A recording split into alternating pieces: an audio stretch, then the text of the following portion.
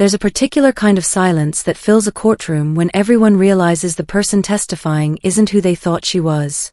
Not literally. My name was correct on all the legal documents, my face matched my identification. But the narrative they'd constructed about me, the comfortable story they'd been telling themselves for 16 years, was about to shatter against the hard surface of sworn testimony. I'd been back in this town for 6 weeks, living in a modest apartment above the hardware store, working as a paralegal for a small firm that specialized in estate disputes. No one recognized me. Why would they? The last time anyone here saw me, I was 14 years old, skinny and frightened, being loaded into a social services van while my foster mother watched from the porch with her arms crossed, already calculating how to explain my removal to the neighbors. 16 years is long enough for people to forget details, to smooth over rough edges, to rewrite history into something more palatable. Carol Hendricks had become a pillar of the community in those years, volunteer coordinator at the church, foster parent to dozens of children, recipient of the Governor's Award for Outstanding Community Service. She had framed newspaper articles on her walls, testimonials from grateful former foster children, commendations from social workers who praised her dedication. She'd built an entire identity on being the woman who saved broken kids. And maybe some of those kids were actually helped. Maybe some of them found stability in her home, thrived under her care, went on to live good lives. I didn't know their stories. I only knew mine. And mine was different. I'd spent 16 years building a life away from this town. College on a full scholarship, law school paid for by working 3 jobs and taking out loans I was still repaying, a career in family law that had shown me exactly how the system worked and, more importantly, how it failed. I'd seen Carol's name come up occasionally in case files, always praised, always trusted, always given the benefit of the doubt when questions arose. Social workers loved her because she took difficult placements, teenagers with behavioral issues, kids with trauma histories that made them hard to manage. She took them when no one else would, and that generosity blinded people to what happened behind her closed doors. Or maybe they didn't want to see. Maybe it was easier to believe in the saint than to acknowledge the reality. I hadn't planned to come back. This town held nothing for me except bad memories and the ghost of a childhood I'd worked hard to leave behind. But then a case landed on my desk, an estate dispute involving a woman named Carol Hendricks. A former foster child was contesting her will, claiming undue influence, financial exploitation, questioning whether the elderly woman who'd left Carol everything had done so freely or under coercion. It was a routine case, the kind we handled regularly. Except it wasn't routine. Not for me. Because I knew Carol's methods. I knew how she operated. I knew that the skills she used to control children didn't disappear just because her charges grew up. Some people are predators by nature, and they simply find new prey as circumstances change. So I'd volunteered to handle the case. Told my supervising partner I had expertise in elder exploitation matters, which was true. Didn't mention that I also had personal history with the defendant, which was an ethical gray area but not technically a conflict since I wasn't pursuing my own claim. I'd moved back to this town, rented that apartment, started building a case that went far deeper than a simple estate dispute. And in the process of investigating Carol's finances, her relationships, her decades of foster placements, I'd found something. Multiple somethings. A pattern of behavior that, when documented properly and presented in the right context, painted a very different picture than the one hanging in the church fellowship hall. Today was the hearing. Just a preliminary hearing technically, a chance for both sides to present evidence, for the judge to determine if there was enough substance to the claims to proceed to a full trial. Carol sat at the defendant's table with her attorney, a local guy who'd known her for years and clearly believed every word she told him about being victimized by greedy former foster children. She looked exactly as I remembered, steel gray hair in a neat bun, reading glasses on a chain around her neck, a floral dress that suggested modesty and respectability. She looked like someone's kindly grandmother. She looked trustworthy. She hadn't recognized me during discovery. Why would she? I changed my last name when I turned 18, legally severing any connection to my biological family and by extension to her. My hair was different, my body was different, everything about me was different except the memories. When I'd taken her deposition, she'd answered my questions with patience and practiced humility, playing the role she'd perfected over decades.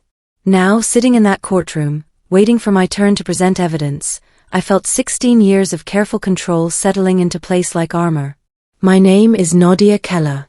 16 years ago, I was Nadia Reeves, and I spent 18 months in Carol Hendricks' foster home. This is the story of what happened during those 18 months, what I found when I came back, and what it means when the forgotten finally get to speak. I was placed with Carol 3 days after my 14th birthday. Not a celebration I'd been planning for. My birthday had always been a quiet affair, usually forgotten by whatever adults were supposed to be caring for me at the time. But that year it was marked differently, by the removal of my previous foster parents' license due to concerns about household safety. Translation, their biological son had been arrested for drug dealing and the house had been raided, and by my emergency placement with a woman the social worker described as experienced with challenging teens. I wasn't challenging. I was quiet, compliant, desperate to be invisible. But the system had a way of labeling kids based on their circumstances rather than their actual behavior. I'd been in foster care since I was 9. When my mother died from complications of diabetes, she couldn't afford to treat properly. No other family, no father on my birth certificate, no grandparents willing to take responsibility for a child they'd never met. I'd cycled through 4 placements in 5 years, not because I was difficult, but because foster families changed their minds, moved away, had biological children who took priority, decided they couldn't handle it anymore for reasons that were never quite explained. Carol's house was a large Victorian in the old part of town, the kind of place that looked impressive from the outside, wraparound porch, stained glass windows, garden beds that suggested someone cared about appearances. She met me at the door with her social worker smile, the one that was warm but not quite reaching her eyes. You must be Nadia. Come in, sweetheart. Let me show you your room. The room was in the attic. Not unusual for foster placements. I'd learned that foster children typically got whatever space was left over after biological children were accommodated. But Carol didn't have biological children, so the choice of the attic felt more deliberate. It was finished, at least, drywall and carpet, a bed and dresser, a small window that looked out over the backyard. I had this space converted specifically for my foster daughters, Carol explained. I find girls do better with some separation from the household activity. Privacy, you know. What I didn't know yet, couldn't have known, was that privacy in Carol's vocabulary meant isolation. The first few weeks seemed normal. I went to school, came home, did my homework, ate dinner with Carol in her formal dining room where she insisted on proper manners and conversation about my day.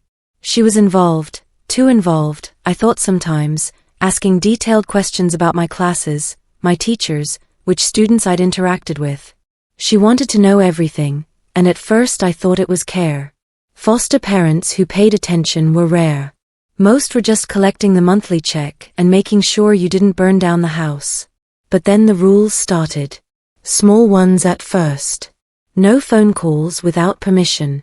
No internet access except for homework, and only on the desktop computer in her office where she could monitor. No going to friends' houses unless she'd met their parents and approved. Again, not unusual for foster care, I'd had strict placements before. But Carol's rules came with a particular flavor of control, a sense that she needed to know not just what I was doing but what I was thinking. I'm responsible for you, she'd say whenever I questioned something. If something happened to you under my care, I'd never forgive myself. These rules are for your protection. Protection from what? I wanted to ask but never did. Because challenging Carol meant hours of lectures about gratitude, about how many children would be grateful for a safe home and 3 meals a day, about how my attitude suggested I wasn't taking my situation seriously. It was easier to comply. The isolation happened gradually. Carol started expressing concerns about my school friends. This one came from a troubled family, that one had an older sibling with a record, another one dressed inappropriately. One by one, I was discouraged from maintaining friendships.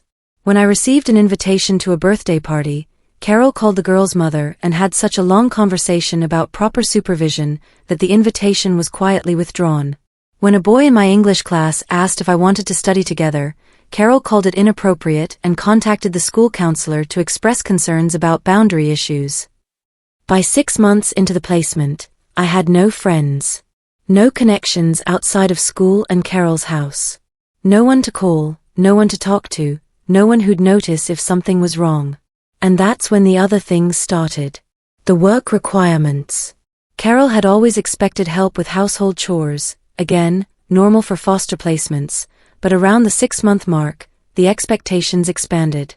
Deep cleaning the baseboards, scrubbing the porch furniture, weeding the entire garden bed, reorganizing the basement.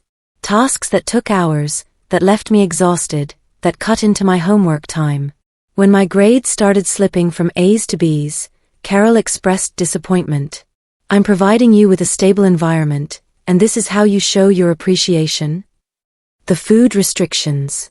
Carol started commenting on my body, suggesting I was developing a weight problem, despite the fact that I was well within normal range for my age and height. She implemented portion control, counting calories, making me weigh myself every morning and record the results. If I'd gained even a pound, privileges were removed: no dessert, no snacks, earlier bedtime. I was hungry constantly.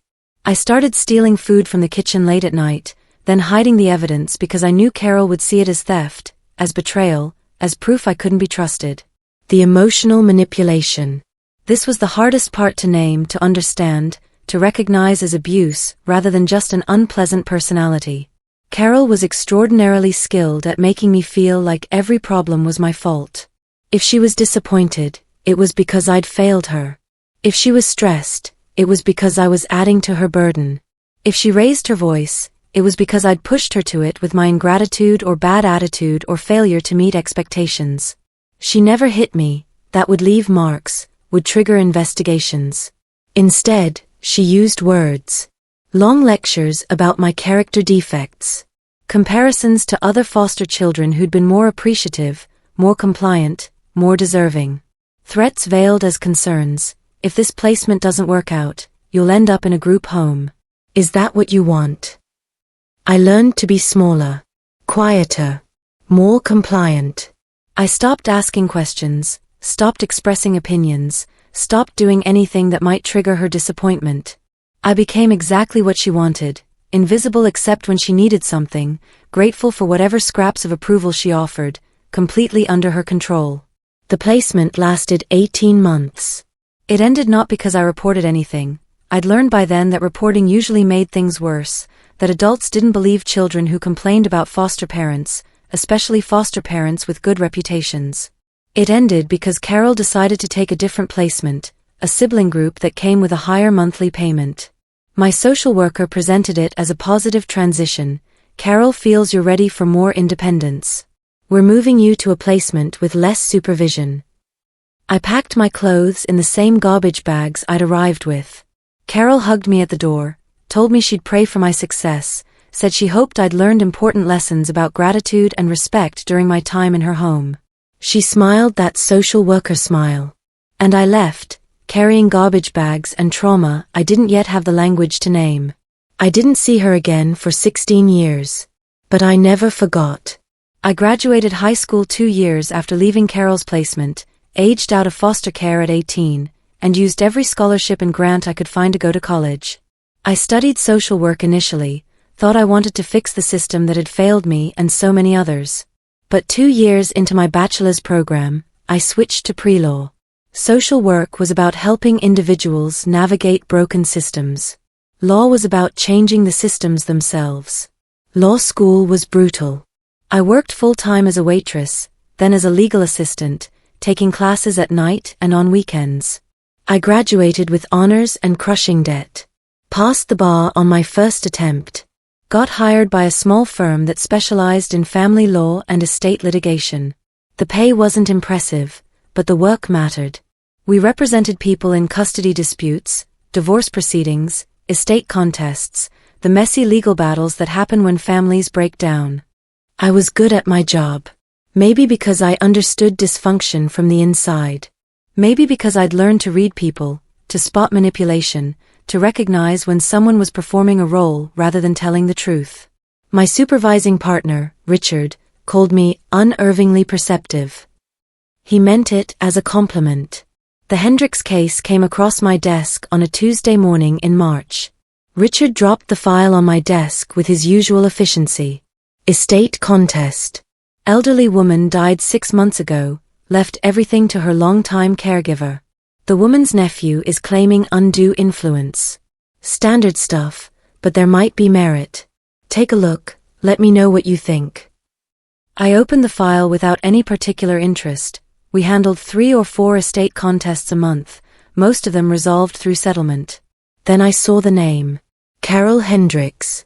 Defendant. Alleged to have unduly influenced an elderly woman named Dorothy Marsh to change her will, leaving Carol the entirety of a modest estate worth approximately $400,000. My hands went still on the file folder. Carol Hendricks. It was a common enough name, could be someone else entirely. But the address was listed, the Victorian house on Maple Street. The same house. The same woman. I sat at my desk for probably 20 minutes, just staring at that name, before Richard noticed. Something wrong? No. Just. I need to do some background research on this defendant. Give me a few days. Take the time you need. I spent the next week pulling every public record I could find on Carol Hendricks. Property records. Court records. State licensing databases. What I found was fascinating and disturbing in equal measure. Carol had been a licensed foster parent for 33 years. During that time, she'd housed 67 children, according to state records. 67 kids had passed through her home, most for short-term placements, some for years. The state's records showed glowing reviews. Carol was described as dedicated, experienced, particularly skilled with difficult placements. She'd received multiple awards from local and state agencies. She'd been featured in newspaper articles about the foster care system. She was, by all official accounts, exactly what she appeared to be, a woman who dedicated her life to caring for children in need. But when I looked closer, I found cracks in the facade. 3 of her former foster children had filed complaints with the state. Not abuse allegations, those would have triggered investigations and made it into official records. Instead, these were informal complaints, written letters expressing concerns about emotional manipulation, excessive control, isolation from peers. The complaints had been investigated and dismissed. Carol's explanations had been accepted: difficult teenagers acting out, typical adolescent resistance to authority, misunderstandings blown out of proportion. 2 of her former foster children had run away during their placements. The state records noted this but attributed it to the children's histories of trauma and behavioral issues, not to any problems with Carol's care. 1 child had been removed after a teacher reported concerns about weight loss and withdrawn behavior. The investigation had cleared Carol of wrongdoing. The child had a history of eating disorders and attachment issues. The removal was classified as a placement change rather than a safety intervention. I tracked down 6 of Carol's former foster children through social media and public records. 3 didn't respond to my carefully worded emails. 2 responded with brief messages saying they didn't want to discuss their time in foster care. 1, a woman named Jasmine, now in her mid-30s, agreed to talk. We met at a coffee shop 3 hours away from the town where Carol lived. Jasmine was nervous, fidgeting with her cup, glancing around like she expected Carol to appear. I haven't thought about that house in 15 years, she said. I've worked really hard to move past it. I understand. I just want to know if your experience was similar to mine. What was your experience? I told her. The isolation. The food restrictions. The constant criticism disguised as concern. The way Carol made everything feel like your fault. Jasmine listened with her eyes getting progressively wider. The same, she whispered when I finished. All of it. Exactly the same. The attic room. The rules about friends. The way she counted every calorie and made you feel like you were lazy or greedy if you were hungry. The lectures about gratitude. She looked at me with something like relief. I thought it was just me. I thought I was the problem. It wasn't just you. We talked for 2 hours. Jasmine had been placed with Carol for 14 months when she was 15. She'd left the placement after running away twice, finally getting reassigned to a group home. The group home was better, she said, voice flat. That's how bad Carol's house was, A group home with 30 kids and overworked staff was better. Did you ever report what she did? I tried. No one believed me. She was this respected community member, and I was a screwed-up foster kid with behavioral issues. Who are they going to believe? She paused. Why are you asking about this now? I explained about the estate case, about Dorothy Marsh, about Carol being named as the sole beneficiary. Jasmine's expression darkened. Of course she is. That's what she does. She finds vulnerable people, makes herself indispensable to them, and then takes whatever she can get. She did it to us. The state gave her money to care for us, and she used us as free labor while keeping us isolated and controlled. Makes sense she'd do the same thing to some lonely old lady. Would you be willing to testify? If it comes to that. Jasmine was quiet for a long time. Then, will it hurt her? Actually hurt her, or just be another complaint that goes nowhere? I can't guarantee anything, but I'm going to build the strongest case I can. Then yes, I'll testify. Over the next 4 weeks, I found 2 more former foster children willing to talk. Both told variations of the same story. Both had been isolated, controlled, made to feel grateful for the privilege of being housed and fed while being worked to exhaustion and criticized constantly. Both had left Carol's home damaged in ways that took years of therapy to address. Both had tried to report concerns and been dismissed. But the pattern was clear. Carol Hendricks wasn't a saint. She was a predator who'd found a system that allowed her to operate with impunity, who'd learned to target the most vulnerable, who'd perfected the art of appearing helpful while causing harm. And now she'd moved on from foster children to an elderly woman with no close family and significant assets. Dorothy Marsh had been alone, vulnerable, probably desperate for companionship. Carol had provided that companionship.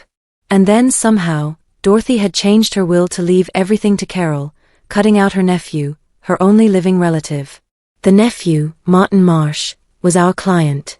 He was convinced his aunt had been manipulated. After what I'd learned about Carol, I believed him. I went to Richard with my findings. I need to disclose something. I was a foster child in Carol Hendricks' home for 18 months, 16 years ago. Richard's eyebrows rose. That's a conflict of interest. Technically, maybe. I'm not pursuing a claim against her personally. But I have information about her behavior patterns that's relevant to this case. And I want to keep working on it. Because of your history with her. Because I know how she operates. I know what to look for. And I found 3 former foster children willing to testify about her pattern of isolating vulnerable people, making herself indispensable, and exploiting them. Richard leaned back in his chair, studying me. This is personal for you. Yes. Does that disqualify me? Not necessarily. But it means you need to be extremely careful. Everything has to be by the book. No cutting corners, no letting emotions drive strategy. Can you do that? I've been preparing for this for 16 years. I can do it. Then let's build the case. The preliminary hearing was scheduled for late June. We had 3 months to prepare, to gather evidence, to build a narrative that would convince a judge that Dorothy Marsh's will should be invalidated due to undue influence. It was a high bar to meet. You can't just prove that someone influenced another person's decision. You have to prove that the influence was so overwhelming, so controlling, that it essentially overrode the person's free will. Most estate contests like this fail. People are allowed to leave their money to whomever they want, even if their relatives think it's unfair. But undue influence has specific legal markers: isolation from family and friends, dependency on the influencer for basic needs, vulnerability due to age or illness, sudden changes to estate planning documents, beneficiary involvement in executing the new documents. Dorothy Marsh checked every box. I spent weeks reconstructing Dorothy's last 3 years, the period when Carol had entered her life. Dorothy had been 78 when she met Carol at a church volunteer event. She'd recently lost her husband of 50 years, was living alone in the house they'd shared, and was struggling with the isolation of widowhood. She had a nephew, Martin, who lived 2 states away and called regularly but couldn't visit often due to work and family obligations. Carol had befriended her. Started small, offering to drive Dorothy to medical appointments when her nephew couldn't take time off work, helping with grocery shopping, bringing over casseroles. The kind of neighborly support that seems kind, that seems selfless. Dorothy was grateful. She'd been alone, and suddenly she had a friend. But then the relationship deepened. Carol started spending more time at Dorothy's house. Overnight stays when Dorothy wasn't feeling well. Extended visits that stretched into days. She began handling Dorothy's finances, just helping with bill paying at first, then taking over more complex money management. Dorothy's memory isn't what it used to be, Carol explained to the bank when she added herself as a co-signer on Dorothy's accounts. The bank, familiar with Carol's reputation as a caregiver, didn't question it. Martin noticed the change when he called his aunt. Dorothy seemed different, vaguer, more confused, less interested in their conversations. When he suggested visiting, Dorothy put him off. Carol says it's too much strain on me right now. Maybe next month. But next month never came. Carol moved into Dorothy's house 18 months before Dorothy died. Officially, she was there as a live-in caregiver. Unofficially, she'd taken complete control. She screened Dorothy's phone calls. She discouraged visitors. She told Dorothy's doctor that the elderly woman was becoming confused and needed someone to manage her medical decisions. She told Dorothy's neighbors that the family was taking advantage of her and that Carol was protecting her from exploitation. She isolated Dorothy from everyone who might question what was happening. Just like she'd isolated me. Just like she'd isolated every vulnerable person who'd ever depended on her. 6 months before Dorothy died, the will was changed. Dorothy's previous will had left her estate to Martin, with small bequests to charities. The new will left everything to Carol, with no explanation, no bequests, nothing for Martin. The new will had been prepared by a lawyer Carol recommended. Dorothy had signed it in Carol's presence. No one else was there to witness whether Dorothy understood what she was signing, whether she'd made the decision freely, whether she'd been coached or manipulated into this change. Dorothy died of pneumonia complications 3 months after signing the new will. Carol was with her. Martin wasn't notified until after the death, didn't get to say goodbye, didn't get any explanation for why he'd been cut out of his aunt's life and her estate. Building the case meant documenting all of this.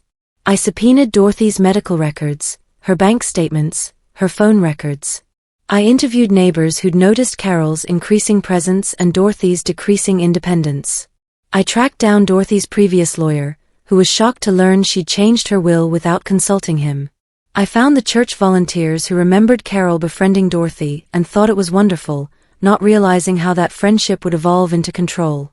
And I prepared the testimony from Carol's former foster children.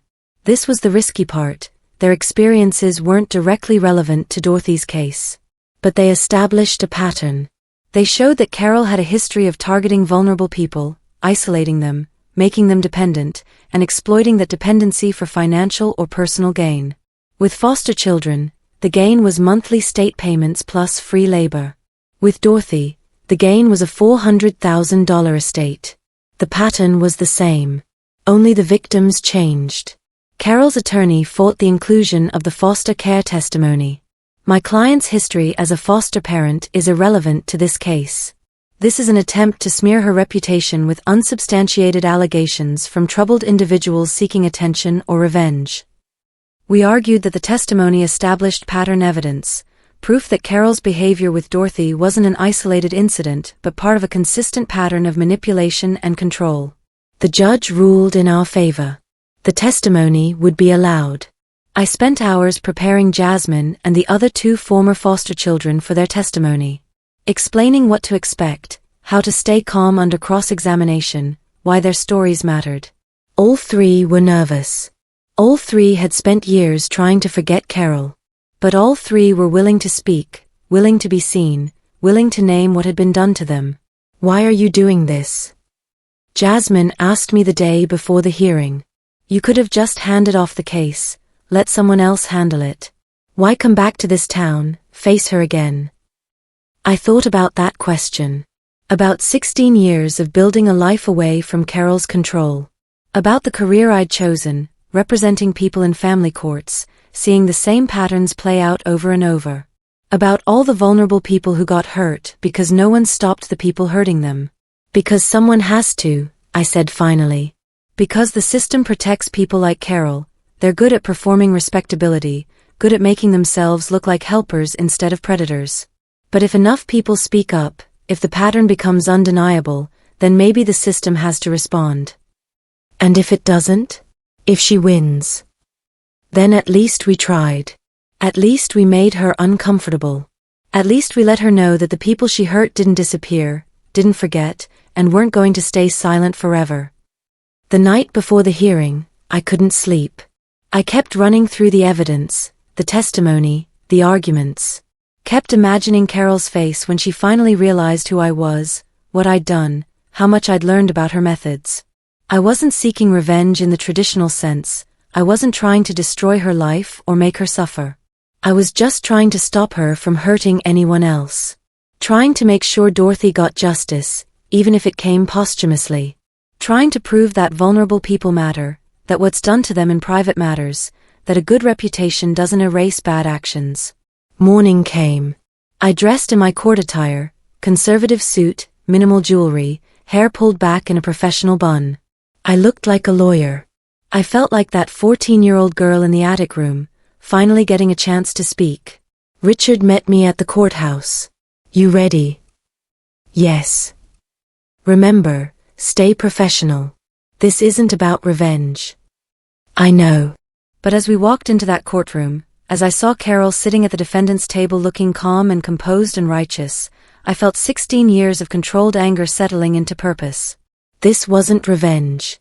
This was justice. And I was finally in a position to pursue it. The courtroom was smaller than I'd expected, one of the county's auxiliary hearing rooms, not the grand space you see in movies. Wood paneling, fluorescent lights, a judge's bench that looked sturdy but unimpressive. Martin Marsh sat at our table, nervous and grateful. He told me multiple times how much he appreciated our work, how he'd been afraid no one would believe him about his aunt. Carol sat at the defendant's table with her attorney, Thomas Crawford. Crawford was local, well-respected, probably in his 60s. He clearly believed Carol was a victim of false accusations from a greedy nephew. He'd said as much in his pretrial motions, arguing that Martin had been estranged from his aunt for years and was now using baseless allegations to contest a will he simply didn't like. Judge Patricia Connors entered, and we all stood. She was in her 50s, known for being fair but no nonsense. She'd reviewed our motions and Carol's responses. Now she wanted to hear live testimony. Richard made our opening statement, laying out the case clearly and methodically. Dorothy Marsh had been a mentally competent widow with a close relationship with her nephew. Carol Hendricks had inserted herself into Dorothy's life, gradually isolated her from family and friends, taken control of her finances and medical care, and ultimately influenced her to change her will to leave everything to Carol. This wasn't a case of a grateful friend leaving a bequest to someone who'd helped her. This was systematic exploitation of a vulnerable elderly woman. Crawford's opening painted Carol as a selfless caregiver who devoted 3 years to helping a declining woman. Dorothy had made her own decision to leave her estate to Carol, recognizing the dedication and sacrifice Carol had shown. Martin was simply a bitter nephew who'd neglected his aunt and was now trying to cash in on her death. Then we began presenting evidence. The medical records showed Dorothy's cognitive decline in the last year of her life, not severe enough to declare her incompetent, but enough to make her vulnerable to manipulation. The bank statements showed Carol's name being added to accounts, followed by unusual withdrawals and transfers. The phone records showed Dorothy's calls to Martin becoming less frequent, then stopping altogether, while Carol's phone showed daily calls to Dorothy's number, evidence of Carol's constant presence and control. We called Dorothy's previous attorney, who testified that Dorothy had been clear about wanting to leave her estate to Martin, had never expressed dissatisfaction with him, had never mentioned wanting to change her will. He'd been shocked when he learned of the new will, signed without his knowledge or involvement. We called neighbors who testified about Dorothy's increasing isolation, about Carol moving in and taking over, about their concerns being dismissed when they tried to visit Dorothy. Carol said Dorothy was fragile, that visitors tired her out, one neighbor testified. But Dorothy used to love having people over. It didn't make sense. Each piece of evidence was small individually, but together they painted a clear picture. Carol had systematically isolated Dorothy, controlled her environment and information, and positioned herself to benefit from that control. Then came the testimony from the former foster children. Jasmine went first. She was visibly nervous, gripping the edge of the witness stand, her voice shaking slightly. But her testimony was powerful. She described being placed with Carol at 15, the initial kindness that made her hopeful for stability, and then the gradual control. The isolation from friends. The excessive rules. The food restrictions. The emotional manipulation. She made me feel like I was the problem, Jasmine said. Like every bad thing that happened was because I was ungrateful or difficult. She'd give these long lectures about how many kids would be grateful for what she was providing, how she was sacrificing so much for me, how disappointed she was in my attitude. After a while, I believed her. I thought I was the worst person in the world for not being more grateful. Crawford cross-examined aggressively. Ms. Jenkins, you have a history of behavioral issues in foster care, correct? I ran away from Carol's placement twice. But I never ran away from any other placement. You were diagnosed with depression and anxiety during your time in foster care. Yes. After living with Carol. So you're blaming my client for your mental health issues? I'm saying that living in her home made me depressed and anxious. That being isolated and constantly criticized and never being good enough took a toll.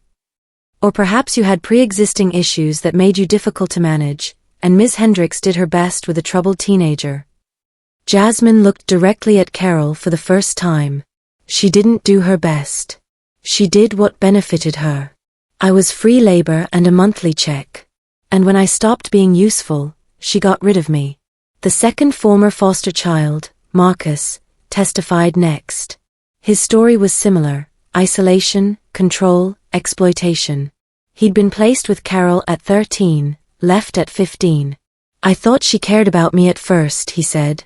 She seemed interested in my life, wanted to know everything about school and my friends. But then she started separating me from everyone. Said my friends were bad influences. Said their families couldn't be trusted.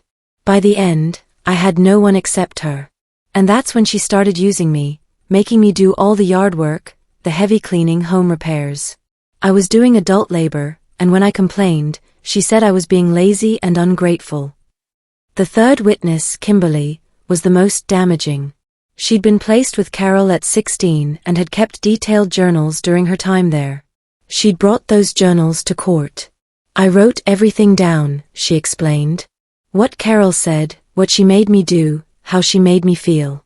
I didn't know why I was doing it, maybe I just needed someone to talk to, even if it was just a notebook. But I kept every journal. With Richard's careful questioning, she read excerpts. Entries describing Carol's lectures about gratitude. Entries documenting the food restrictions and daily weigh-ins. Entries recording Carol's criticism and manipulation. Entries showing a pattern of control that exactly matched what Jasmine and Marcus had described.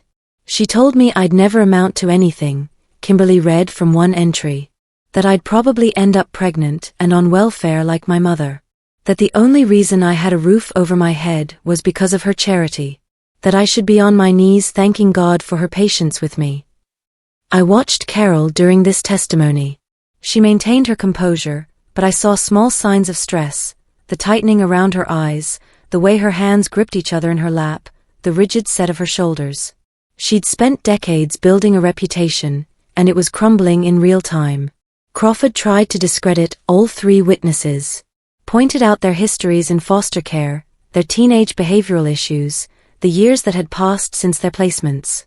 These are individuals with troubled backgrounds making allegations about events that occurred years ago. There's no physical evidence, no contemporaneous reports, nothing but their subjective interpretations of normal foster care discipline. But the pattern was undeniable. Three people who'd never met each other, placed with Carol years apart, describing identical experiences. That wasn't coincidence. That was consistency. Then Richard called me to the stand. I debated whether to testify. It blurred the line between attorney and witness, between professional and personal. But my testimony served two purposes. I could authenticate evidence we'd gathered, and I could add my voice to the pattern. I stated my credentials first: licensed attorney, specializing in family law and estate litigation, experience with vulnerable populations. Then I described my involvement in the case, how I'd come to investigate Carol's history, what I'd found. Crawford objected. Your Honor, Ms. Keller is an attorney on this case. She can't also serve as a fact witness. Judge Connors considered. I'll allow the testimony regarding her investigation and professional opinions. We'll address personal history separately. I continued, explaining the public records I'd pulled, the pattern I'd identified, the legal framework for undue influence. I kept my tone professional, factual, empty of emotion. This was expert testimony, not personal revenge. Then Richard asked, Ms. Keller, do you have personal experience with the defendant? Yes. I was placed in Ms. Hendricks' foster home for 18 months when I was 14 years old. The courtroom went very still. Carol's head jerked up, her eyes finding mine for the first time. I watched recognition dawn, slowly, then all at once. Her face went pale. Can you describe that experience? I did. Calmly, methodically, without emotion. The isolation, the control, the food restrictions, the emotional manipulation. The way Carol made me feel like every problem was my fault, like I should be grateful for the bare minimum of care. I described it all, matching the testimonies of Jasmine and Marcus and Kimberly, adding one more voice to the undeniable pattern. Why didn't you report this abuse at the time? Crawford asked on cross-examination, his tone sharp. I tried. I told my social worker I was unhappy. She said I needed to be more grateful. I told a school counselor I was hungry all the time. She said Carol was helping me maintain a healthy weight. I told a teacher I had no friends because Carol wouldn't let me see anyone. The teacher said Carol was being protective. No one believed that someone with Ms. Hendricks' reputation would do anything wrong. Or perhaps you were a difficult teenager who didn't like rules. I was a compliant teenager who desperately wanted stability. I followed every rule, did everything she asked, tried to be perfect. It was never enough. Because Carol's goal wasn't to help me develop into a healthy adult. It was to keep me controlled and useful until my placement ended. And now, 16 years later, you're using this case to pursue a personal vendetta. No. I'm using my professional skills to protect another vulnerable person from the same pattern of exploitation. Dorothy Marsh can't speak for herself anymore. But we can speak for her, show the pattern, demonstrate that what happened to her wasn't an isolated incident of a grateful friend leaving a bequest. It was systematic manipulation by someone who targets vulnerable people. Crawford tried to rattle me with more questions about my motives, my credibility, my personal bias. I answered each question calmly, professionally, refusing to be provoked into emotion. This wasn't about revenge. This was about justice. After my testimony, we rested our case. Crawford called Carol to the stand. She was good. 16 years hadn't diminished her skills. She testified about her decades of service to foster children, her dedication to helping vulnerable populations, her genuine care for Dorothy Marsh. She painted herself as a victim of false accusations from troubled individuals who were rewriting history to suit their narratives. I loved those children, she said, her voice catching with practiced emotion. Not all of them were easy to care for. Some had serious behavioral issues. Some were angry at the world and took it out on me. But I never gave up on them. I tried to give them structure, stability, the discipline they needed to succeed in life. And Dorothy Marsh? Dorothy was like a mother to me. I cared for her for 3 years, sacrificing my own comfort to make sure she wasn't alone. When she chose to leave me her estate, I was honored but not surprised. She knew how much I'd given up to care for her. It was a masterful performance. If I hadn't known better, I might have believed it. But I did know better. And so now did the judge. Judge Connors didn't rule immediately. She took the case under advisement, saying she needed time to review the evidence and testimony. That was standard for complex cases, but the wait was excruciating. 2 weeks passed. Then 3. Martin called regularly, anxious for news. Richard counseled patience. I went back to my regular work, handling other cases, trying not to obsess over the outcome. But at night, lying in my small apartment above the hardware store, I couldn't stop thinking about Carol. About the possibility that despite everything, all the evidence, all the testimony, all the pattern documentation, she might still win. She'd won for 33 years, after all. She'd convinced social workers and teachers and neighbors and judges that she was exactly what she appeared to be. Why would this time be different? The ruling came on a Tuesday afternoon, 6 weeks after the hearing. Judge Connors issued a written decision, and Richard called me immediately after receiving it. We won. I sat down, phone pressed to my ear, waiting for him to elaborate. Connors found clear and convincing evidence of undue influence. She invalidated the will. Dorothy's estate will be distributed according to her previous will. Everything goes to Martin. Carol gets nothing. Relief washed over me, so intense it was almost painful. What was her reasoning? She found the pattern evidence compelling. Quote, the testimony from multiple former foster children, combined with Ms. Keller's personal account and professional analysis, establishes a clear pattern of Ms. Hendricks targeting vulnerable individuals, isolating them from support systems, and exploiting their dependency for personal gain.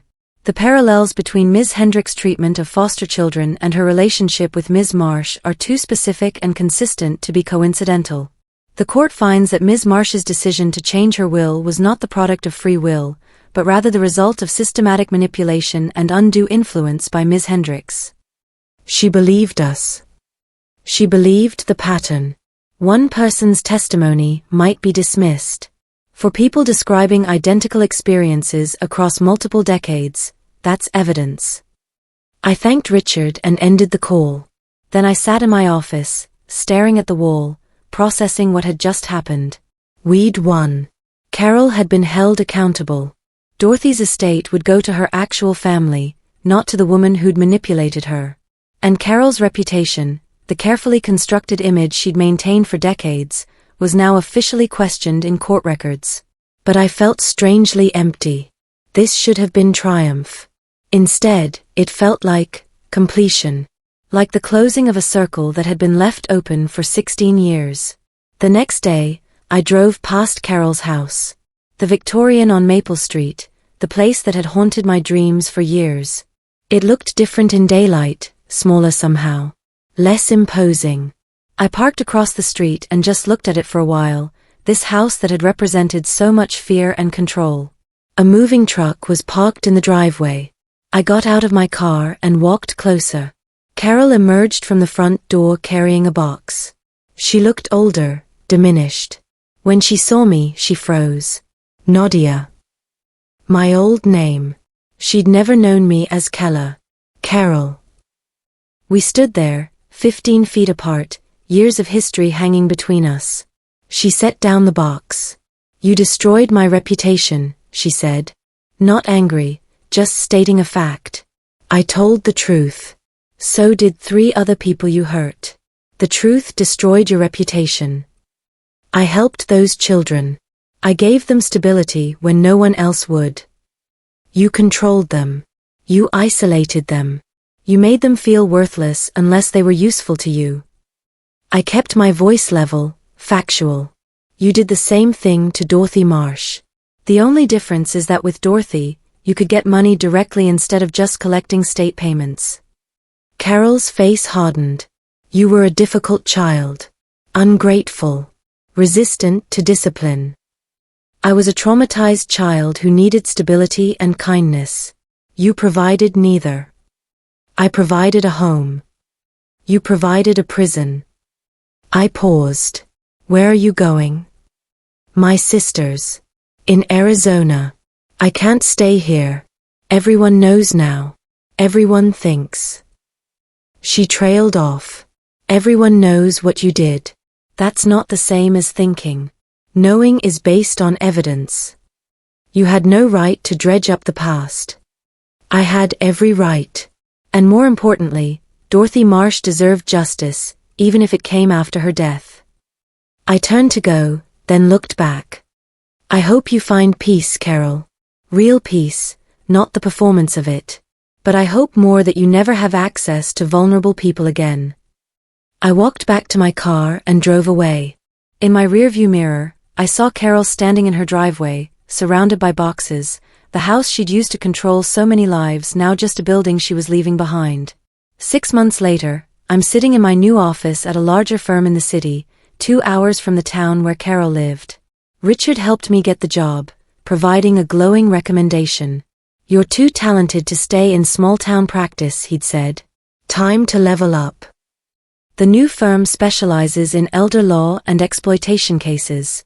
I found my niche, using my understanding of manipulation patterns to protect vulnerable elderly clients from financial abuse, undue influence, and systemic neglect.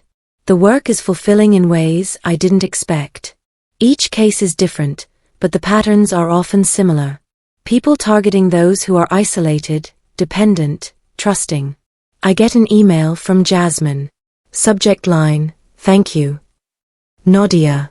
I wanted you to know that testifying in that case changed something for me. For years, I blamed myself for what happened in Carol's house. I thought I was the problem. But standing up in court, saying it out loud, having a judge believe me, it shifted something. I'm in therapy now, actually dealing with the foster care trauma instead of just trying to forget it. It's hard, but it helps. I also wanted to tell you, I contacted the state licensing board. Filed a formal complaint about Carol, included the court transcripts. They're reviewing her foster care license. Probably won't do anything since she's moved out of state, but at least there's an official record now. If she ever tries to get licensed somewhere else, this will be in her file. Thank you for believing us. Thank you for making it matter. Jasmine. I reply with my own thanks, then forward the email to Martin Marsh. He deserves to know that his aunt's case had ripple effects beyond just the estate. That evening, I'm gardening in the small backyard of my new apartment when my phone rings. Unknown number. I almost don't answer, then decide to risk it. Is this Nadia Keller? A woman's voice, tentative. Yes. This is going to sound strange, but I was a foster child in Carol Hendrick's home 20 years ago. I just heard about the court case, read some of the testimony online, and I realized I'm not alone. That what I experienced was real. My hand tightens on the phone. What's your name? Rebecca. I was placed with Carol when I was 13. I stayed for 2 years. I've spent the last 18 years thinking I was crazy, that I'd misremembered how bad it was. But reading that testimony, it was exactly what happened to me. The isolation, the control, the emotional manipulation. Exactly. I'm sorry that happened to you. Thank you. But I'm calling because, are you still practicing law? Are you still doing cases like this? Yes. Elder exploitation and vulnerability cases, primarily. Would you consider taking on other cases? Not against Carol necessarily, but against other people like her? Because I work for an adult protective services agency now. I see this pattern constantly, vulnerable people being exploited by people who know how to look trustworthy. And most of them get away with it because the victims don't have advocates who understand the patterns. I sit down in my garden, phone pressed to my ear, Rebecca's words resonating. This is why I became a lawyer. Not to pursue one case of revenge, but to address a systemic problem. To be the advocate I'd needed at 14, that Dorothy had needed at 80, that countless vulnerable people need every day. Tell me more, I say. We talk for an hour. By the end, I have 3 potential case referrals and a new professional contact. Rebecca and I exchange information, agree to stay in touch, to collaborate on protecting vulnerable populations from exploitation. After we hang up, I sit in my garden as the sun sets, thinking about Carol. About how one person's cruelty can create ripples across decades, damaging lives in ways that take years to address. But also thinking about how speaking up, even years later, even when it's hard, even when success isn't guaranteed, can create different ripples. Ripples of validation, of justice, of change. I don't regret coming back to that town. Don't regret facing Carol. Don't regret spending 6 weeks building a case that was as much about pattern recognition as it was about one estate dispute. Because it mattered. Not just to Martin, though his aunt's estate was important. But to Jasmine and Marcus and Kimberly and me. To everyone who'd ever been hurt by Carol and told themselves they were the problem. To everyone who tried to speak up and been dismissed. We spoke. We were heard. We mattered. That's not revenge. That's justice. And sometimes, they're close enough to the same thing. 3 years after the Hendricks case, I'm a senior associate at my firm, leading the Vulnerable Persons Protection Division. The work is demanding. Every case involves someone who's been hurt, exploited, manipulated by people they trusted. But it's also deeply meaningful. We win most of our cases. Not all, but most. And even when we lose, we create records, establish patterns, make it harder for predators to operate with impunity. I get an email from Martin Marsh. He's used part of his inheritance to establish a foundation that provides legal assistance to victims of financial elder abuse. He wants to know if I'd be willing to serve on the board. I accept. Jasmine sends me a wedding invitation. She's marrying a woman she met in therapy, someone who understands trauma, who gives her space to heal. I attend the wedding, watch her smile in a way I'd never seen during our coffee shop conversation years ago. She's building a life, reclaiming joy. So is Marcus, who started a non-profit supporting foster youth aging out of the system. So is Kimberly, who became a social worker specifically to be the kind of advocate she'd needed. We're all healing in different ways, building different lives. But we stay connected, checking in periodically, supporting each other's work. We're not a family in the traditional sense, but we're something, survivors who spoke up, who were heard, who turned pain into purpose. I hear through professional networks that Carol never got licensed to provide foster care in Arizona. Her sister's home isn't suitable, and even if it were, the state board has her court transcripts on file. She works at a library now, away from vulnerable populations, her access to potential victims finally limited. Sometimes I wonder if she thinks about us, the children who grew up and spoke truth. If she has moments of genuine remorse, or if she still believes her own narrative of persecution and ingratitude. I don't know. I don't need to know. Her internal state is her problem. What I do know is that the system that protected her for 33 years is slowly changing. Not fast enough, not thoroughly enough, but changing. More former foster children are speaking up about their experiences. More judges are recognizing manipulation patterns. More protective services agencies are training staff to spot undue influence. It's incremental change, frustrating in its slowness, but it's happening. One afternoon, I'm reviewing a new case file when my assistant tells me someone's here to see me. No appointment, but they say it's important. I consider saying I'm too busy, but something makes me agree. The woman who enters my office is maybe 60, well-dressed, nervous. Ms. Keller? Thank you for seeing me. My name is Patricia. I was a social worker in your region 20 years ago. She pauses. I was Carol Hendricks' case supervisor for several of her foster placements, including yours. I remember her vaguely.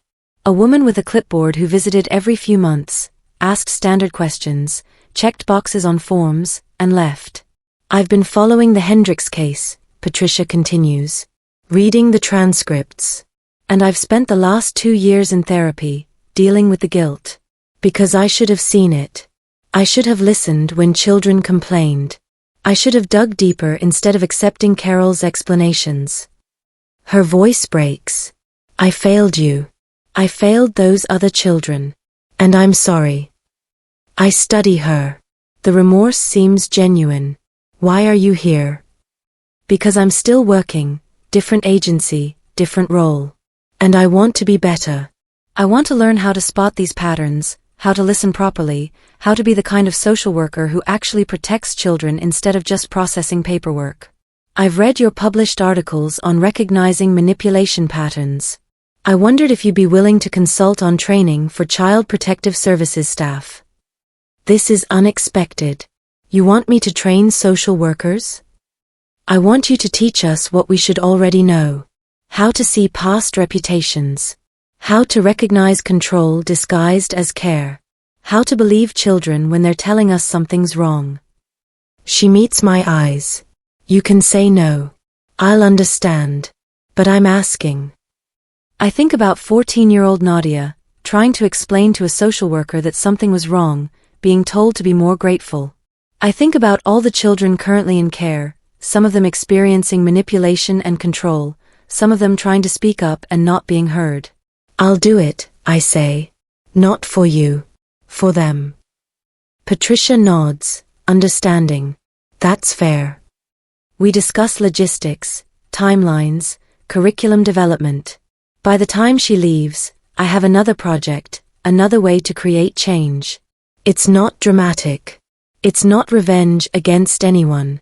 It's just teaching people to recognize patterns, to listen better, to prioritize protection over reputation. It's the quietest kind of justice. But sometimes quiet is the most effective. That evening, I water the plants on my apartment balcony, herbs and tomatoes and flowers, things I'm teaching myself to grow. I'm not good at it yet. Some plants die despite my care. But some thrive. And I'm learning the difference between controlling growth and supporting it, between forcing something to be what you want and allowing it to become what it is. I think about Carol sometimes, but less often now. She's not the center of my story anymore, just a chapter that taught me what not to be, how not to treat vulnerable people, why protection matters more than reputation. I think more often about the people I'm helping now. The cases we're winning. The systems we're slowly changing. The vulnerable people who are getting advocates who actually fight for them. This is success. Not the dramatic courtroom victory, though that mattered. Not the public vindication, though that helped. This, the daily work of protection, the incremental change, the teaching and learning and growing. Building something real from the ruins of what was broken. Some revenge is loud. Some is quiet. And some isn't revenge at all, just the steady work of making sure what happened to you doesn't happen to others. Of speaking when you were silenced. Of protecting when you were vulnerable. Of being what you needed when no one else was. The plants on my balcony sway in the evening breeze. The sun sets over the city. Somewhere, a foster child is struggling in placement, trying to figure out if what's happening to them is normal or wrong. Somewhere, an elderly person is being isolated by someone claiming to help. Somewhere, vulnerable people need advocates. And tomorrow, I'll be back at work. Listening. Believing. Fighting. Not for revenge, but for something better, the kind of justice that prevents harm instead of just punishing it afterward. That's enough. That's more than enough. That's everything. If this story resonated with you, please subscribe to Grey Revenge Stories. These narratives matter, and your support helps us continue sharing them.